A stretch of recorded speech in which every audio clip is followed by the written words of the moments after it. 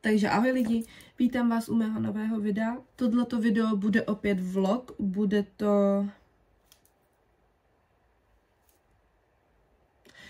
to vlog vlastně zase z více dní, protože ten týden mám krátký a mám ho celkem nabitej, hlavně od pátku do neděle. Každopádně, co nás dneska čeká a nemine. Mě rozhodně nemine focení věcí na Vinted. Chtěla jsem to dělat včera, ale vysrala jsem se na to, protože jsem prostě líná ass. Nevadí, uděláme to dneska takzvaně. A ještě jdu k zubaři. Takzvaně k Terce a k Míši. Velký úklid pokoje, na to bych zapomněla. Budeme dělat velký úklid pokoje, protože potom už na to nebude čas. A tak no.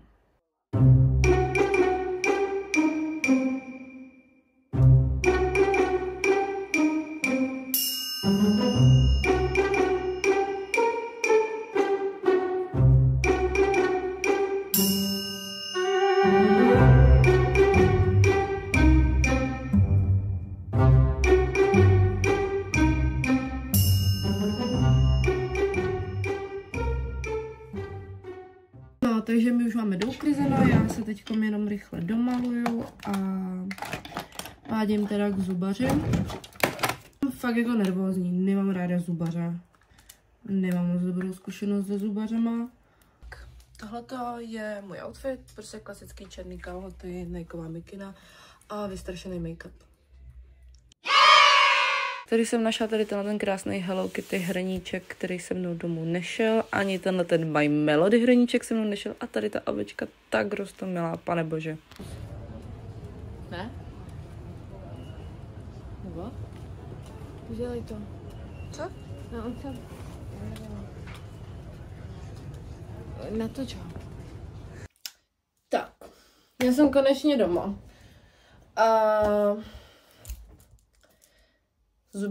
Zubařství bylo super. Byla jsem teda jenom na preventivní prohlídce, takže vlastně se mi udělala jenom rentgen. Terka, zubařka, se mi podívala na zuby a vlastně jsme probrali i veškerý postup, vlastně, co se mi bude dělat se zubama, protože je nemám úplně jako perfektní. A bohužel to bude na dlouhou cestu, ale já Teresce a Myšce věřím, takže děkuji za záchranu mých zubů. Každopádně byli jsme s Míšou potom v Primarku, ale nakonec jsem si tam toho jakoby nic moc nevybrala, protože tam toho moc jako nebylo. Takže jsem si vzala jenom tady ten koš na prádlo. Lidi, já vím, je to bláznovství to Hello Kitty, ale snažím se to fakt jakoby omezit. Hlavně já jsem si kupovala koš na prádlo ze Sheinu, taky z Hello Kitty. Ale prostě bohužel Myška mi ho vyprala, protože mi ho pes zechcal. A ona se mi z toho vlastně jakoby vyjebala ta kostice ven, takže ten koš na prádlo potom už jakoby nebyl úplně použitelný. Bo jakoby byl, ale nedržel ten tvar, chápeme.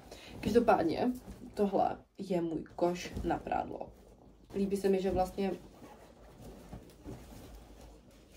je tady takováhle jako díra na to, takže on je fakt bombastický. Hlavně je skládací, takže a vlastně má tady takový jako uchytky, to jste viděli, jak jsem ho tady rozbalovala, že vlastně když třeba budu mít jako už prádlo hotový, nebudu mít žádný špinavý, tak ho můžu složit a můžu si ho třeba schovat tady do postele. Jinak stál 145 korun.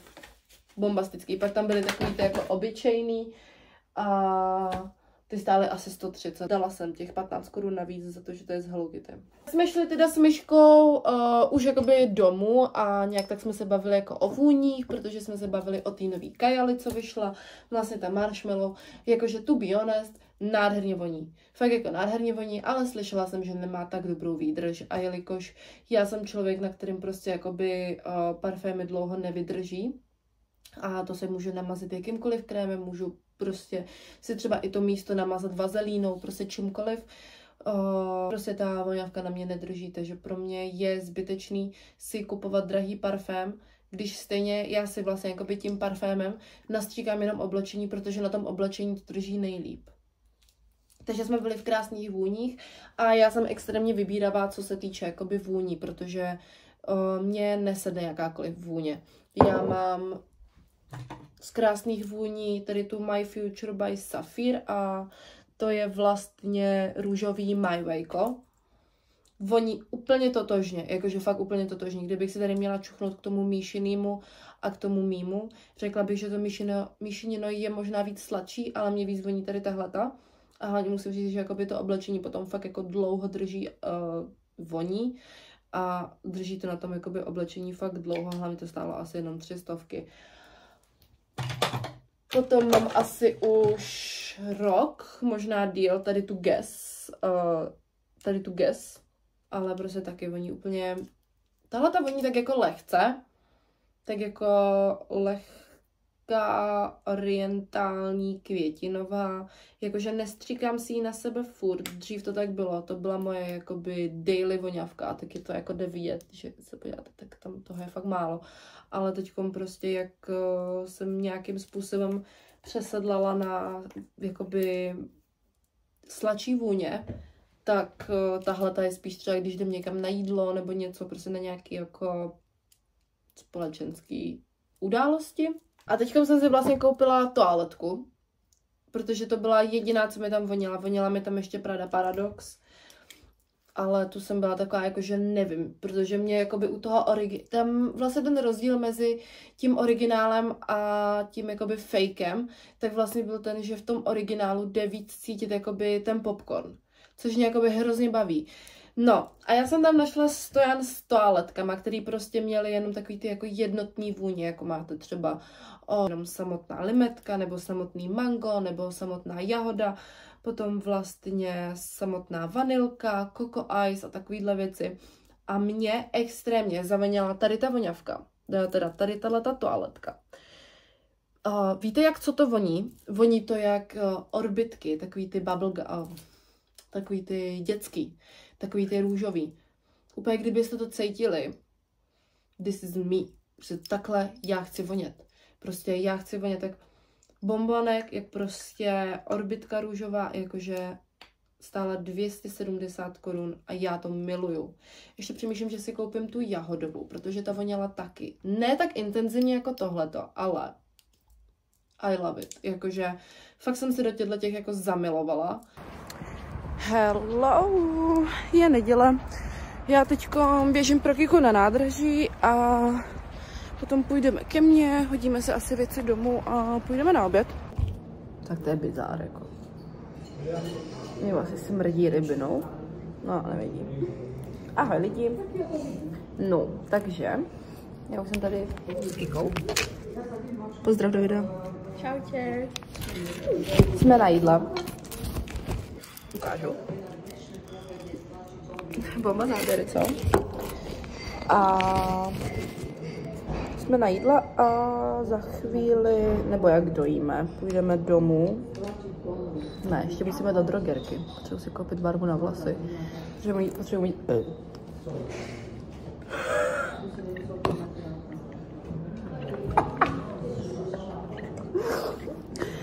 Potřebuji mít ty vlasy ještě víc černější.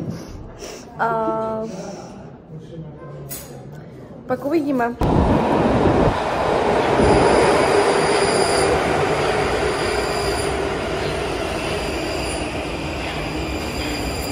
Tvé pocity? Těším se. Máš radost z metra? Ano. Já to miluju. No, lidičky. Barvíme vlasy, protože mi přijde, že moje černá prostě už není černá. Přijde mi, že jakoby hnědne. Takže to jsou takové jako celkové přípravy před koncertem. Mohla jsem si vybrat lepší čas? No, protože je 5:30. Ale to nevadí, všechno stíháme.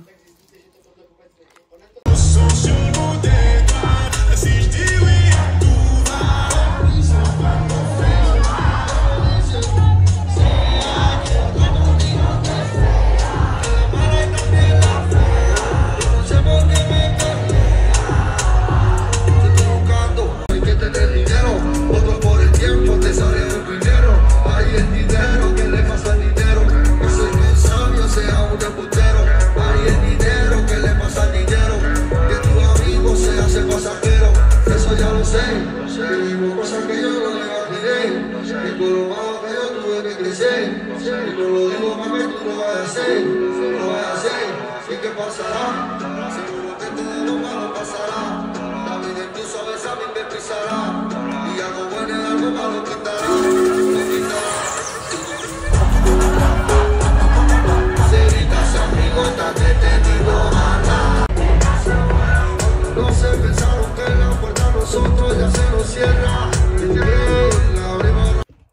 Dobré ráno.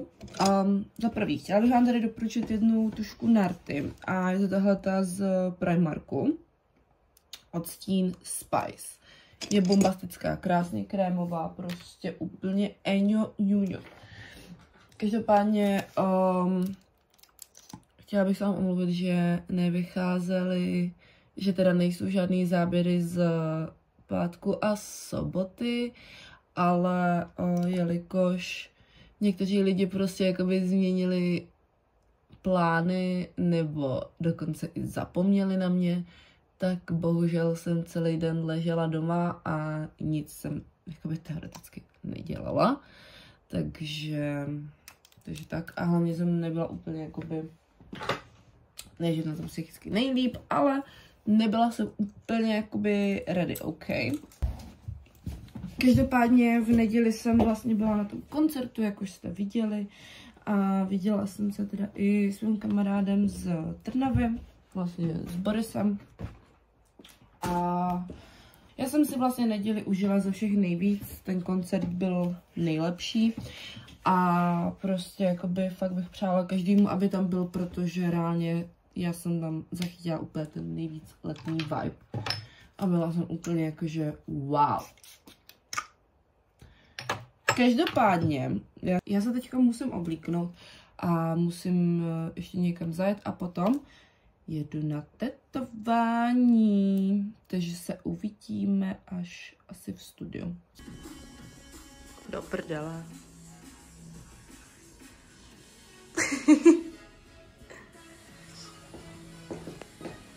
Tak děkujeme. Děkuju. Dneska budeme dělat bříško. Takže jako první mi tady Klárka vydezinfikovala břicho. Jak můžete vidět, hodně mě to studilo, protože jsem hrozná citlivka a tady už mi holí bříško, protože jsem slečna s tmavýma chloupkama a prostě přes zimu jsem jak je ty lidi, co si budem. Neskrývám to. Tady už mi lepí, teda dává nějaký, nevím, co to je, nějaký věc.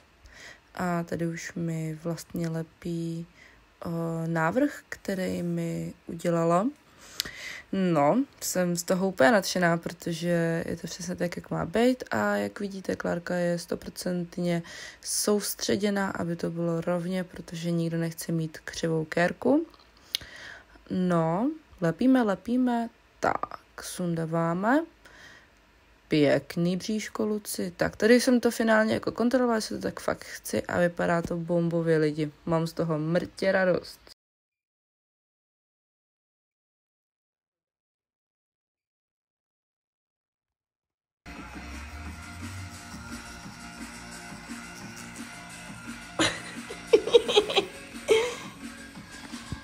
Lidi, moc to nezvládám, abych jako byla popravdě jako frérka, ale to moc jako nezvládám. Tak, lidi, máme hotovo. To bylo ono. Flekem. Ještě to potřu možná ještě. Sexy. Tak jo, lidičko, to je pro dnešní video úplně všechno. Pokud se ti video líbilo, nezapomeň dát like. A ještě bych vám chtěla poděkovat za hezký ohlasy, co se týče mého prvního videa, protože to video bylo hodně random a hodně chaotický. Takže vám chci ještě jednou poděkovat a uvidíme se u příštího videa. Mějte se fanfárově.